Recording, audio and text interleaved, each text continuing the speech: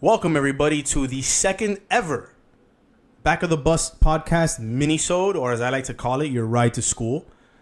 What you're going to hear today is some of the leftover stuff that we had from the amazing episode that we had when Mike from Life Brand came on and told one incredible story. This is just some of the stuff that we just cut for time constraints. So you're going to hear a little bit about our takes on the net neutrality laws that got passed in Washington State, some other stuff in general that we talk about. We talked about Stephen Ross, and the owner of the Dolphins, and some comments that he made regarding his players and whether or not they will be allowed to kneel during the national anthem. And we continue to develop the myth and the legend and the mystique behind a brand new superhero and the first recurring character on our show, El Possum Prince. So I hope you guys enjoy it. Remember, you can always catch the show if this is your first time finding us on many platforms: Pocket Cast, Podbean, Apple Podcasts, iTunes. I am currently working on getting it on Spotify and on a YouTube page, but that's going to require that I change the theme song in the beginning because we're not allowed to use copyrighted music, which sucks. Also, be on the lookout this Saturday. We're going to be at Union Beer Store recording a live stream, hopefully for our YouTube channel that we are starting and we're kicking off. We're going to be watching the WWE NXT pay-per-view, which is the night before WrestleMania. So that should be a lot of fun. We're going to be at Union Beer Store hanging out with our buddy Jacob, friend of the show, who you've heard about on previous episodes. So that'll be this Saturday, April 7th. We're probably going to get there around, 6, 7 o'clock. Show starts at 8. So if you want to come by, have a drink, say what's up. And if you're not a wrestling fan, then don't tune in because it's not for you. We got a lot of cool shit planned, as a follow-up to what was our best episode ever, our most downloaded episode ever. So we have a lot of really, really awesome shit coming up in the next couple of weeks. But for right now, just enjoy this mini-sode. I missed the bus. I missed the bus. I missed the bus. So, next on the agenda, I don't know if you guys saw this, but, there's been a lot to do about net neutrality, Yes. and all of that shit has been in the news in the background, especially with the more recent crazier shit with the shooting and whatever. But Washington State passed its first statewide net neutrality law in the country. So it's kind of like skirting whatever the FCC is going to implement once their shit takes effect, which I think the deadline passed already, no? Yes. So technically, we're living in a non-neutral internet. Yes. Which is what we were living in prior to, 2004, 2008? Before net neutrality rules have been I think it was set in place. 2015 or some shit they said. Wow. Time out. All right, so really quick, net neutrality was originally established in 2015 during the Obama administration. And the FCC deadline for the repeal of net neutrality, like when it will actually start taking effect, is April 23rd of this year. So April 23rd, we will then be living in a non-net neutral world. As of right now, we are still operating under the net neutrality laws that currently exist, that were established once again in 2015. Time in. But here's my so I've seen that argument a lot, right? That net neutrality doesn't matter because the internet didn't have these laws before that. But in the fledgling years of the internet, people didn't know what they had. So comparing what laws should have been when the internet first started to what laws should be to what the internet is now is the same thing as gun laws when we were talking about muskets to when we're talking about semi-automatic weapons. So I think that people, companies merge and shit buys other people out, you have a situation where if they're going to be able to control how you dispense information, how you receive information, and theoretically they can price you out of being able to access information. And that's, to me, what the scary part is. It isn't about, is Netflix going to, run faster for me or slower? It's what happens if some conservative, owner of a cable company in an area doesn't want people to see, certain information about abortion statistics or whatever the fuck you want to talk about, and they block it. They price a lower income area out of having access to that information, and that's the fear, right? Because that's how fascism starts. You start controlling the message and funneling the message to who you want it and how you want it, and your people lose their ability to make informed decisions at the ballot box. So that's what I think the important conversation about net neutrality is. But I keep hearing this argument that wasn't a problem prior to Obama's administration putting in the net neutrality law. So what do you guys think about that? That kind of sums it up right there. Awesome. So we're just going to end up cutting that, huh? No. Fuck. So No. here's the thing. When I look at net neutrality, I understand the people's concern, right? But there are very few instances in which these companies have kind of throttled people's internet service, and rarely, if not any, instances in which any of the companies in the U.S. have ever censored what somebody can get from the internet. Now, with that being said, there are always workarounds, right? There are always going to be those guys who figure out how to get out there. And I mean, that now you've seen the rise, and I don't know if you've seen any of the ads for it. They're called VPNs, virtual private networks, right? So I have a VPN. So whenever I go and if alleged I ever want to download something off of the internet, I hook up my VPN, my ISP is blocked, nobody can find out what I'm doing, and I can do whatever I want, and when I'm done, I close all the other things out, and then I can jump back off the VPN if I wanted to. I have a VPN on my phone. It's a security barrier for myself so that I don't allow anybody to tell me where I can go and what I can do. So, But why does it have to get to that point? Like, you're absolutely right. Why? It shouldn't have to get to that point, but I mean, I'm beyond the point of trying to, stop it from getting to that point, because I know it's going to go there anyway. And now it's just time to start working around it, You also have instances, and I read an article on Vice, I think it was, where people are creating their own, for lack of better terms, internet, right? So I think it was in New York, of course, probably some hipster fucking area too. People who grew beards and wear flannel all year long. But they're starting their own internet network where they put up signals and put up, I guess, antennas on top of their buildings, right? And so then somehow they create their own web that they can link up to, and they can do what they want on the web. And it's just a way to get around, I guess, some of these ISPs that might be throttling you or censoring you. But again, I've never heard of any, and maybe this is just me just being, oh, you looked it up, didn't you, you little douche? Well, I just saw this story popped across the other day. So peep this, right? Rhode Island state legislators introduced a bill last week that will require residents to pay a one-time $20 fee to access pornography sites or other offensive material online. If passed, the law will require internet service providers in the state to block sexual content and patently offensive material by default. Users looking to take a peek at censored content will be able to make a written request to lift the ban. That will require proof that the consumer is at least 18 years old, evidence that the consumer received a written warning regarding the potential danger of deactivating the block, and then and a $20 bill. Okay, so what I would tell you is the fact that was raised does not mean that it's going to happen. No, all clearly, right? but so here's the other thing. This is how it starts. Okay, exactly. All right. So you're going to use that argument, right? And I'm going to play devil's advocate here. This is how it starts, right? So one guy puts up a bill, and it's a crazy ass bill that gets an article written up on what? On what website was that? This was NPR. NPR, some whack ass website that nobody knows about. Yeah. Anyway, is the equivalent, that article to me, or that legislation to me, is the same thing about the weirdo state representative who always adds legislation to secede Florida from the United States. You get what I'm saying? It's never going to happen, but it makes a cool NPR article, because then they could write about what would happen if Florida did secede. And then people would realize that Florida, if we ever seceded and became our own nation, has one of the top 15 economies in the world. Why? Because of 3 counties. No, 4, sorry. Palm Beach, Broward, Dade, and Orange, or wherever Disney is. So, yeah, if you cut Florida in half, we would have one of the greater economies of the world. It's really crazy. So, I diverged there. But that's the same shit, man. It's just it's a dumb thing that somebody wanted to put out there. It was like when Cory Booker put out his let's legalize pot legislation. Right. So you think it's like a red herring? Yes! Wait, I don't know what's a red herring.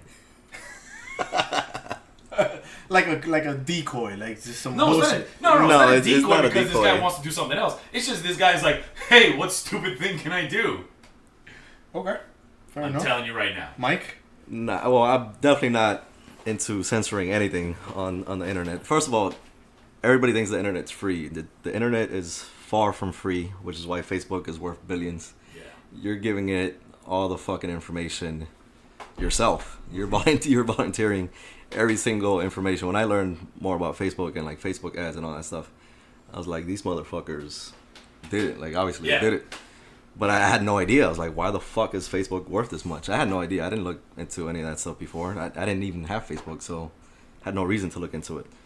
But when I started doing all the ads and the brand stuff, it's like, what the fuck, man? These people are volunteering every fucking single piece of information to companies. And then these companies are using it that data mining is crazy. To sell, which is why they're worth billions, because they know exactly what the fuck porn you watch, what NBA team you like.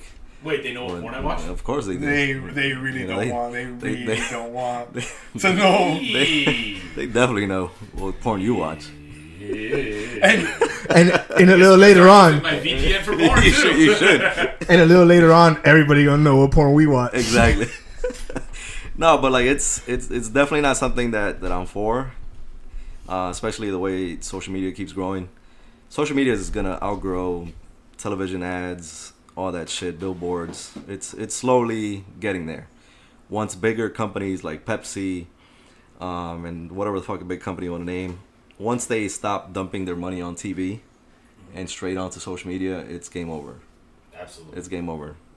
And the mom and pop shops that are up right now use social media before they take over, because you're not gonna be able to afford any advertisement, just like you can't afford any advertisement on TV right now. Yeah, no, like there's no way like Subrageous can get on Channel 7 during Gotham or some shit like that. No, there's no shot. But guess what? Right now you can afford that on social media. Right. And you can target exactly who you want to target. So, if you have companies controlling what you want to watch, what you could click on, like it starts somewhere. Like it's gonna lead to you got to pay for fucking everything, because you're not paying for TV anymore. You're not paying for cable, or you might not even paying for the same internet company. Like you said, you might some fucking nerds in New York start their own internet, and you might have to jump on that because then it's gonna be too much, for the bigger companies that are already out there. So it's a fucking crazy subject, just because it could lead to paying for everything and them controlling everything you watch or want to click on.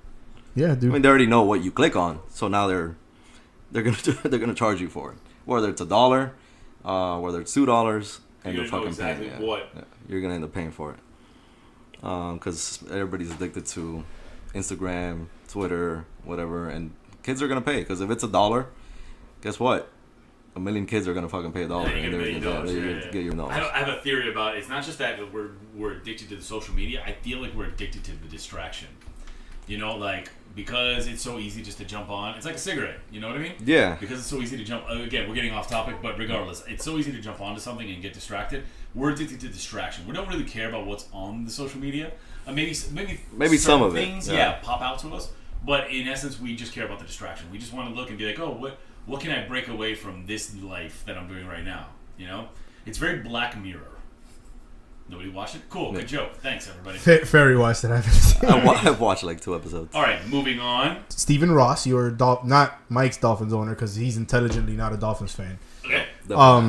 But he came out with a statement saying all his players will stand, and then the next day he said, well, they don't have to. If they don't want to, I'm not gonna force them.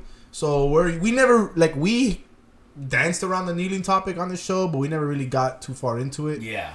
So where are you at with that? I mean, and where are you at with him waffling about this and so on and so forth? Well, I never think it's good for somebody in a leadership position to waffle, right? To go back and forth. I don't think it shows that they have, it's just not a good characteristic for somebody in a leadership position. But because what it shows is that they wanted to make a decision, they made that decision, and then somebody in their inner circle decided to tell them, hey, that's probably not the best decision. And so now they go back on it, right? Yeah. Listen, man, just be real to yourself. That's all I really want. If somebody wants to kneel, let them kneel. That's their choice. If somebody wants to stand, that's their choice. But if kneeling and standing, if those two individuals are in disagreement, then they should probably talk about it. I don't think they should go out there and whip each other's ass. But on that, I think that at some point during the NFL season, last season, or even this coming season, because it might be an issue again, do I think that some guy on the defense who saw a guy on the offense kneeling, just hit him a little bit harder, you're damn right he probably did. And, that's fine. That works in their world. But in our world, in our professional world, if somebody does something we don't like, we usually have to have a adult-ass conversation with them. And at the end of that conversation, it doesn't have to be an I'm right, you're wrong thing. It can be like, okay, I respect your opinion. I don't fully agree with it, but I respect it, And I think that's where we get to a place where we can be better as people and better as individuals. And, I think a lot of it is about education, which is why West Virginia can't do it. Well, luckily, the West Virginia doesn't have Teachers? any professional sports teams. Yeah, see? So, I don't think we're going to have that issue. There you go. But, yeah, man, I mean, listen, I don't know that as an owner of a team, he should have the right to say his players will have to stand or will not have to stand. I mean, he is the owner, but without the players on the field, what does he own? He owns a whole shitload of other things.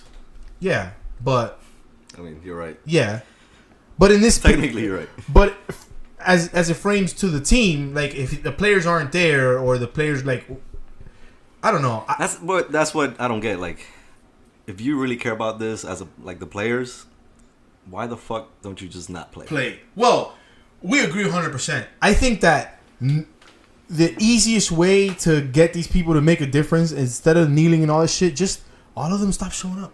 Yeah. Just imagine if every sport, football, basketball, baseball, sort of, because it's got a high Hispanic demographic. Hockey's not going to happen, and motorsport's not going to happen, right? But if you take the 3 major sports or the 2.5 major sports and Hollywood, let's say Hollywood just decided we're just not going to show up to work. And sports team decided we're just not going to show up to work until there's meaningful reform on X, Y, and Z. There's no way that shit doesn't happen, like, tomorrow. Because their ownership and the studio execs and whatever, they're not going to bleed money like this, dude. And, you can only employ scabs and scab writers and scab actors and scab athletes for so long, right? People want to see Steph Curry, people want to see Tom Cruise, and people want to see Will Smith. People don't want to see, us starring in Independence Day 4.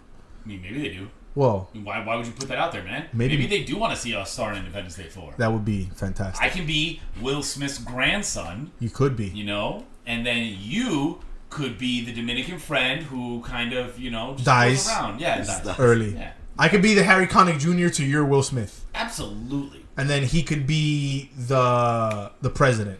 Yes. Nice. Yeah. Who would be the crazy guy going up into the alien ship? The Possum Prince. He goes up, but instead of flying on an airplane, he's flying on a plane made out of possums, and they're swinging their tails really quick, and that's how he's getting up there. And he goes, "Hey boys, I'm home." And the possums go. He has like these like cyborg possums that they infiltrate the mothership, absolutely. And that's how they beat the mothership. Yeah, awesome. Absolutely. This is fantastic. This is gonna be a Marvel hero. He's gonna be in Infinity War 7. For sure. I don't even know what the fuck we're talking about anymore. Kneeling. We were talking about kneeling. We're talking about kneeling. So yeah, I mean, I think you're right. I think it would be awesome if they all just. I mean, I know why I don't do it. That paycheck is big. Mm-hmm. And they'll find somebody else to. They all have to do it. It's not like. Well, that's the thing. It's got to be a uniform decision. And it won't be. But these owners have enough money to sit back and go, "Oh, you don't want to abide by your contract? I don't have to pay you. Cool, that's great. You can sit out and not make your money, and I will sit here and continue to keep my money, and let's see who comes back to who first." Yeah. I mean, because when you're right, you're right. If we're sitting around and we're thinking that these owners, this is their only thing that they do, then we are absolutely clearly not. That's for most of them. That's their hobby. Yeah, absolutely, hands down. And so that's the thing. You look at it that way. And when people want to say, "Oh, but the player has all the power," not really. Here's the thing. What show was it? Was it? Oh, I think it was House of Cards before Rapey Spacey decided to get kicked off. So his whole thing wasn't about becoming president anymore. It was about becoming the guy who had all the power. So he never became president on the show? No, he did, but he then didn't because he was rape boys. So allegedly. You guys keep making this face, but it's out there, and I'm saying it. It is out there. He's not on the show anymore. Is there a show? Yeah. His wife is gonna not his wife, but like Robin Wright. Robin Wright is gonna do. She's gonna become president. So what I assume is they're gonna kill him. Side note, in the first House of Cards they made in England, the guy who played the Prime Minister, who was Kevin Spacey's character he dies. Oh, I didn't know this was an English-derived show. Yeah, he dies in season 2. At the end of season 2, he has a heart attack and dies. Oh, okay. And dies. So everybody was expecting for him to die at some point anyway. Got you. But yeah. Anyway. So yeah. I think I've derailed the show long enough. Awesome. So we got nowhere on that other than Stephen Ross waffled, and that's not a good leadership trait. Yeah. That's our final. No, it's not. It's not. I mean, you gotta let the guys be. You know, they're your brand on top of that. You know, so you gotta let them be who they are. Yep. Whether you agree with it or not, you gotta suck that up, man. Like, you gotta do it, because if you don't allow your athletes to be who they are, or your artists to be who they are, then all you're doing is building resentment. And what they're gonna do is they're gonna find someplace else where their talents are either equal or they're less than, but they have the freedom to do what they want, and they'll go that way. You know what I mean? Yep. I mean, at the end of the day, it's going to be interesting to see with some of the bigger things that have happened, like the Parkland shooting and some of these things, and you've seen the response be a little bit more magnified than you usually do. Like the Pulse shooting happened, and you had a few tweets from a few people, and then it was over. But now, like the other day, I don't know if you guys saw the Modern Family bit where my wife told me about it. She was like, "Oh, have you seen the Modern Family bit?" They all came out and said they had like this crazy commercial, and they're all gonna participate in that march that's coming up on next week. Time out. So another little update. The March for Our Lives actually took place on March 24th, which is approximately 10 days ago from when I'm recording this. They had an amazing turnout in states throughout the country, cities throughout the country. There were thousands upon thousands, in some cases hundreds of thousands of people that showed up for these.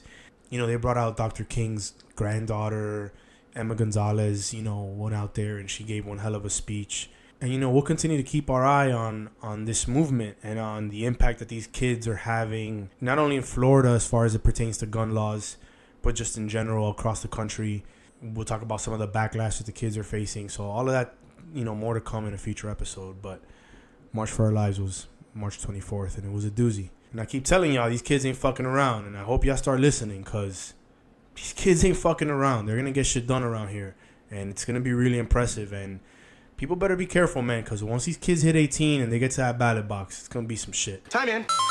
Yeah. So the whole cast, so in a couple weeks, the whole cast of Modern Families, like they did the whole Never Again, Enough is Enough thing. And they're all going to be participating in the march, including Al Bundy, who I've always known as my hero and will always be my hero. No, his name is not Al Bundy on that show. I don't know. I don't watch it. No. He's Al Bundy. Yeah. He'll forever be. He'll always be Al Bundy. But.